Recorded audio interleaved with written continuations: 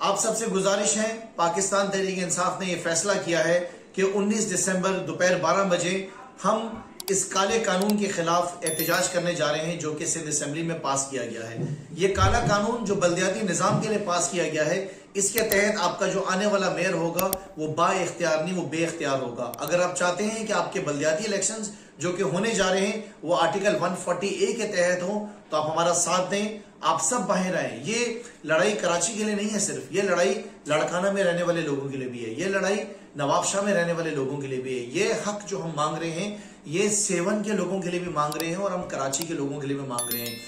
आप सबसे गुजारिश है, आप सब ने आना है, हमारा साथ देना है। हम फवारा चौक पे इकट्ठा होंगे दोपहर 12 बजे 19 तारीख को इतवार के दिन, और वहां से हम मार्च करके जाएंगे टुवर्ड्स सिंध असेंबली। अपना प्रोटेस्ट हम रिकॉर्ड कराएंगे, एक पुरअमन हमारा प्रोटेस्ट होगा जो कि हमारा एक जमहूरी हक है हमारा, और हमने इस मकसद में कामयाब होना है कि आने वाले जो बल्दियाती इलेक्शंस होंगे वो इलेक्शंस ऐसे हों कि हमारा आने वाला मेयर जो है वो बाइख्तियार मेयर हो।